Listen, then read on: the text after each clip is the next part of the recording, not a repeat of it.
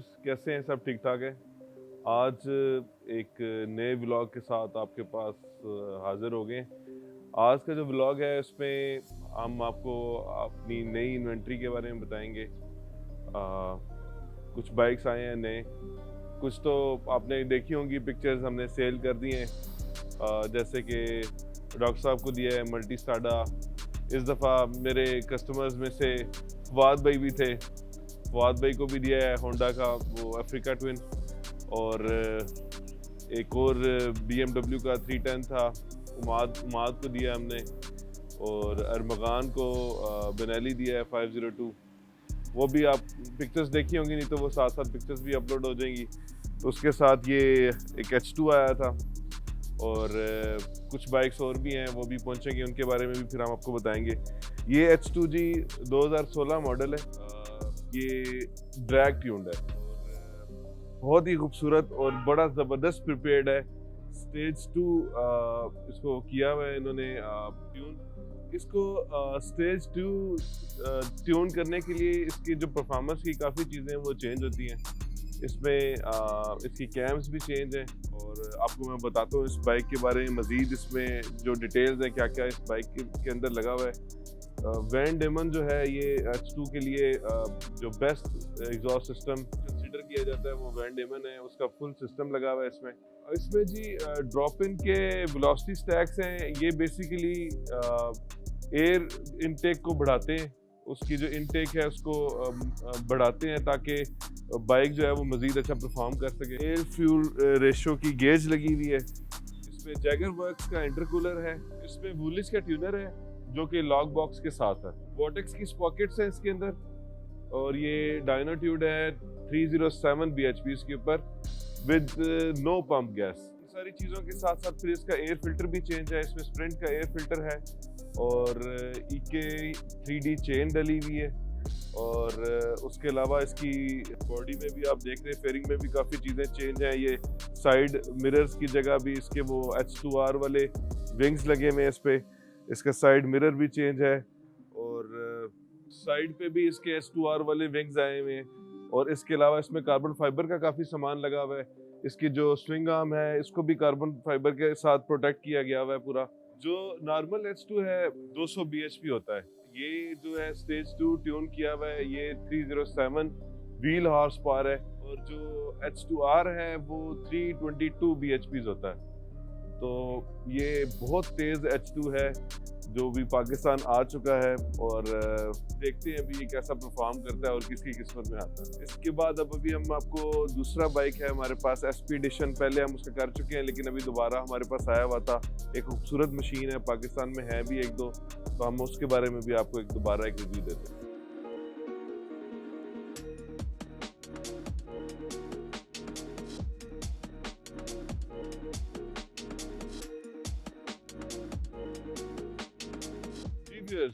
अब हम बात करेंगे होंडा के SP एडिशन के ऊपर।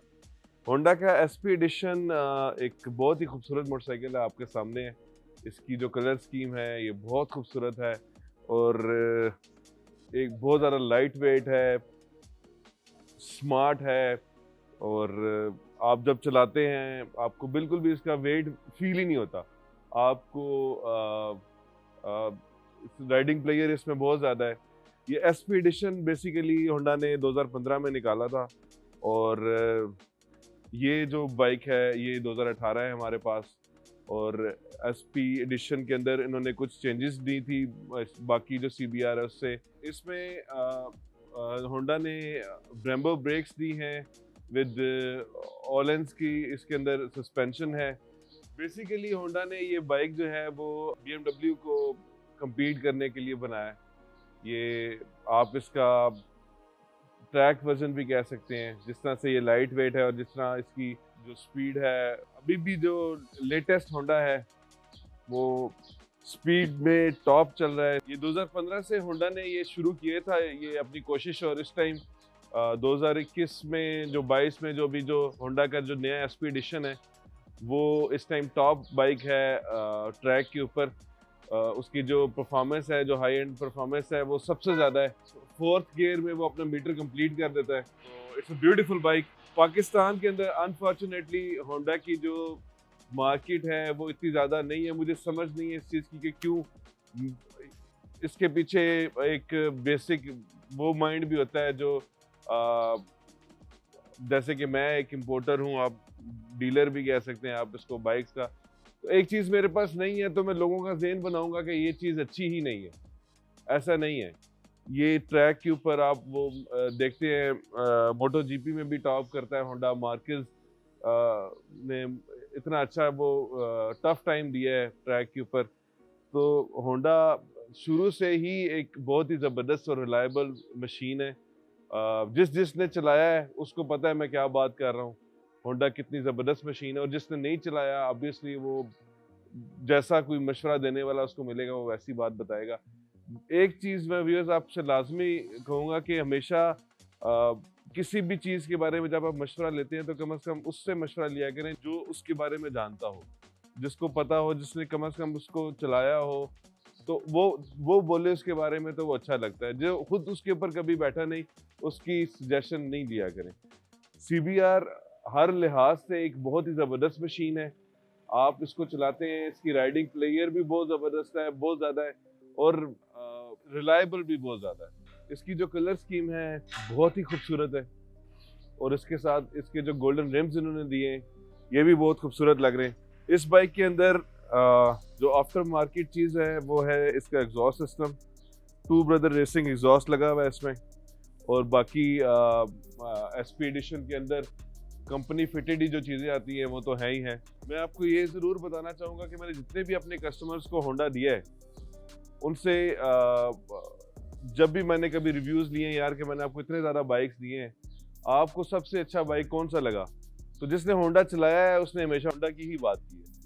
आप इसमें जवाद है, नूरुल्लाह है पेशावर में, आप उससे भी पूछ सकते हैं। जब भी बात हुई है उसने भी यही बोला है जी कि मेरा जो बेस्ट बाइक है वो एसपी एडिशन है। तो इट्स अ ब्यूटीफुल बाइक, बहुत ज़बरदस्त बाइक है। इस बाइक को कंसिडर करें। जिस किसी ने भी अभी तक होंडा ट्राई नहीं किया वो इसको लाजमी ट्राई करे और वो हमेशा इसको याद रखेगा। सोचा कि आपके साथ थोड़ी सी सेफ्टी पे भी बात कर ली जाए। सेफ्टी पे बेसिकली थोड़ी सी तो नहीं करनी, तो ज़्यादातर सेफ्टी पे ही बात चाहिए। बाइक्स जो है आप चलाते हैं यहाँ के पाकिस्तान के अंदर, एक हमारे पास ड्रॉबैक है इसका बहुत बड़ा कि हम लोग जो है जब बाइक्स हमारे पास नहीं होते, ऑब्वियसली हमारा कोई ना कोई ड्रीम बाइक भी होता है, कोई ना कोई राइडर भी फेवरेट होता है जिसको हम चलाते हुए देखते हैं या जिसको फॉलो करते हैं तो हमारा जुनून बढ़ता है। तो हमें लेकिन ये नहीं पता होता कि उसने उस उधर तक आने तक उसने कितनी प्रैक्टिस की है या क्या क्या वो करता है, तो तब जाकर वो इतना बड़ा राइडर बना। अनफॉर्चुनेटली ना हमारे पास ट्रैक्स हैं इधर और हमने स्ट्रीट्स पे ही चलाना होता है। तो जो सबसे बड़ा जो मेन जो ड्रॉबैक है इधर, लोग कहते हैं जी कि सेफ्टी गियर्स बिल्कुल होने चाहिए, बहुत ज़रूरी है। लेकिन मैं आपको जो असल बात बताऊं वो है लाइसेंस। हैवी बाइक्स का लाइसेंस पाकिस्तान के अंदर लाजमी होना चाहिए। बाहर भी तकरीबन सारे मुल्कों में है और सबसे ज़्यादा टफ इन चीज़ों का होता है। जितनी ज़्यादा जो चीज़ रिस्की होती है ना उसको लेना उतना ही टफ होना चाहिए। उसका लाइसेंस पास करने के तक बंदे को अवेयरनेस आ जानी चाहिए कि मैं क्या चीज़ चलाने लगा हूँ, मैं क्या चीज़ लेने लगा हूँ, इसकी क्या क्या प्रिकॉशंस हैं, ये इसका क्या बिहेवियर है, मुझे किन चीज़ों का ख्याल रखना है।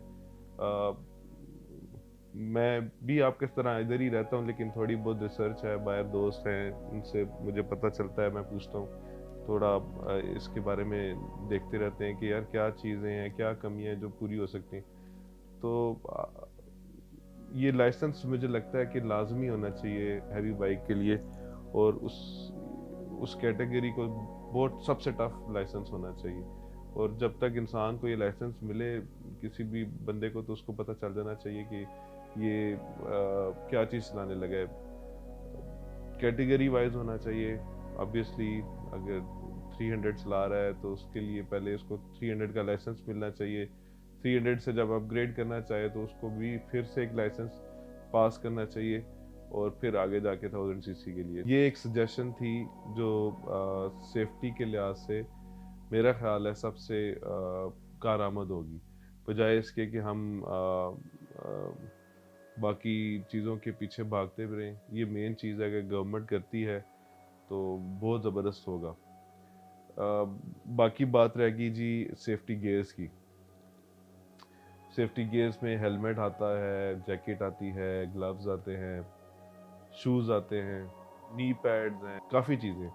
अब अगर आप देखा जाए तो जैसे कि ये ट्रैक वर्जन बाइक्स होते हैं, जब आप ट्रैक के ऊपर चलाते हैं तो ट्रैक ऐसा डिज़ाइन होता है कि जब आप बाइक से गिरते हैं तो आप स्किड करते हुए जाते हैं। पहले घास होती है, फिर उसके बाद वो रेत शुरू कर देते हैं और उसके बाद फिर आगे टायर्स लगे होते हैं। तो आप जब वो स्किड करते हैं तो उस चीज़ों से आपको वो बता लेते हैं जो आपने ये सेफ्टी गियर्स पहने होते हैं। लेकिन अगर आप डायरेक्ट किसी चीज़ में जाके हिट होते हैं, अगर आप डायरेक्टली आपका किस चीज़ में आप एक्सीडेंट होता है, आप किसी वॉल में लगते हैं, किसी दरख्त में लगते हैं, खुदा न खास्ता किसी भी चीज़ में, तो ये सेफ्टी गियर्स आपके किसी काम नहीं होते। ये सेफ्टी गियर्स उस टाइम के ऊपर यूज़लेस हो जाते हैं आपके लिए। तो इस चीज़ का ख्याल जो है वो आपने खुद रखना होता है कि आप क्या चला रहे हैं, किधर चला रहे हैं। ये जब हम ये स्ट्रीट के अंदर चलाते हैं तो ये कोई हमारे लिए उन्होंने फिक्स नहीं कर दी हुई कि ये हमारी ही रोड है, इधर और कोई नहीं आएगा। तो आपको स्पीड का अंदाज़ा तब होता है जब आपको ब्रेक लगानी पड़ती है, तब आपको पता चलता है यार मेरी स्पीड तो बहुत ज़्यादा थी कि मेरे से बाइक रुक ही नहीं सकता। तो be in your limits, always be in your limits. अपनी लिमिट से बाहर नहीं निकलें। जब भी आप अपनी लिमिट से बाहर निकलेंगे आप अपने लिए भी और दूसरों के लिए भी अनसेफ हो जाएंगे। तो इस चीज़ का ख्याल रखा करें बहुत ज़्यादा। ये जितना ज़्यादा ख्याल करेंगे उतना ये चीज़ अच्छे तरीके से बढ़ेगी भी और आपको मज़ा भी आएगा और आपको देखने वाले भी रिस्पेक्ट देंगे कि यार ये कुछ इनके असूल हैं, ये कुछ असूल के साथ बाइकिंग करते हैं और अच्छा लगते हैं, देखने में अच्छे लगते हैं। तो ये मेरे जितने भी बाइकर ब्रदर्स हैं जो देख रहे हैं, ये उनके लिए एक स्पेशल मैसेज था।